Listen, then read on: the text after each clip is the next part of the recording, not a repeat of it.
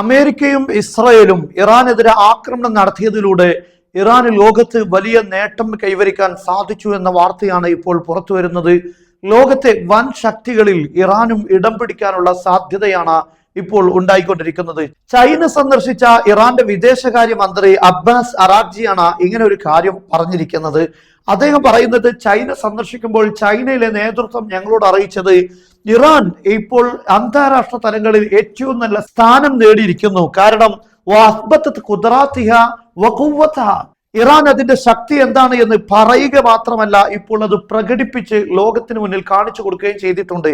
America ലോകത്തിൽ ഏറ്റവും വലിയ അവരുടെ അഭിമാനമായി പറഞ്ഞിരുന്ന സകല വജ്രായുധങ്ങളെയും ഇറാൻ 40 ദിവസത്തെ യുദ്ധത്തിനിടയിൽ തച്ചുടച്ചു എന്നാണ് അന്താരാഷ്ട്ര ലോകം വിലയിരുത്തുന്നത്. താടടക്കമുള്ള വ്യോമ പ്രതിരോധ സംവിധാനങ്ങൾ, അതുപോലെ പാട്രിയറ്റ് സിസ്റ്റങ്ങൾ, അതുപോലെ തന്നെ അമേരിക്കയുടെ ഏറ്റവും എന്നല്ല ലോകത്തെ തന്നെ ഏറ്റവും പ്രധാനപ്പെട്ട വിമാനവാഹിനി കപ്പലായ ജെറാൾഡ് ഫോർഡ് ആക്രമിച്ചു. US എബ്രഹാം ലിങ്കൺ ആക്രമണം നടത്തി. മാത്രമല്ല, റഡാറുകളുടെ കണ്ണുകൾക്ക് കാണാൻ കഴിയാത്ത അമേരിക്കയുടെ സ്റ്റെൽത്ത് യുദ്ധവിമാനം F-35 യുദ്ധവിമാനവും തകർക്കുന്നതിലൂടെ ഇറാൻ അതിന്റെ ശക്തി ഇപ്പോൾ തെളിയിച്ചിരിക്കുകയാണ്.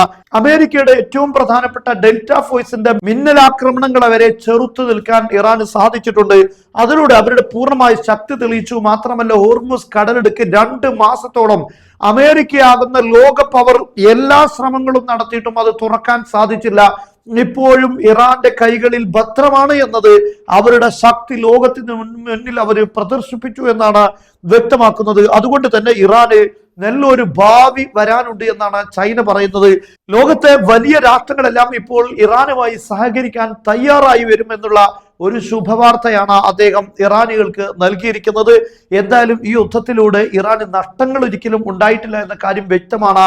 നേട്ടങ്ങൾ മാത്രമാണ് ഇറാന് സംഭവിച്ചിരിക്കുന്നത്. ഇറാൻ അതിന്റെ പവർ ലോകത്ത്, അതായത് ഏറ്റവും ഉന്നത സ്ഥാനത്തേക്ക് ഇറാന്റെ ആ ഒരു ലെവൽ എത്തിക്കാൻ ഇറാൻ സാധിച്ചു. അതേസമയത്ത് അമേരിക്കയും ഇസ്രായേലും അവർക്കുണ്ടായിരുന്ന ലെവലിൽ നിന്ന് താഴോട്ട് വരികയാണ് ചെയ്തത്.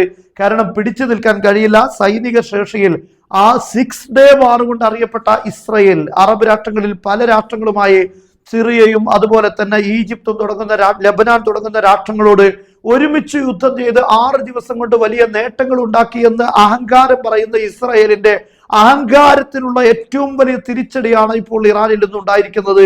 അത് വ്യോമതലങ്ങളിലും ഗ്രൗണ്ട് ലെവലിലും എല്ലാ തലങ്ങളിലും ഇസ്രായേലിനെ അമ്പേ പരാജയപ്പെടുത്താൻ ഇറാന്റെ ശക്തിക്ക് സാധിച്ചു എന്നത് ഇസ്രായേൽ ഈ മിഡിൽ ഈസ്റ്റിൽ ഒരു വൻ ശക്തിയല്ല എന്ന് പ്രകടമാക്കുന്ന ഒരു യുദ്ധമായി അത് മാറിയിട്ടുണ്ട്. അതിലൂടെ ഇറാന് ഏറ്റവും വലിയ ശക്തിയായി മിഡിൽ ഈസ്റ്റിൽ മാറുക എന്നതിലപ്പുറം ലോകത്തുള്ള വൻ ശക്തികളുടെ കൂട്ടത്തിൽ ഇടം പിടിക്കുവാൻ ഇറാൻ ഒരുപക്ഷെ അടുത്ത വർഷങ്ങളിൽ സാധിക്കുമെന്നാണ് മനസ്സിലാകുന്നത്.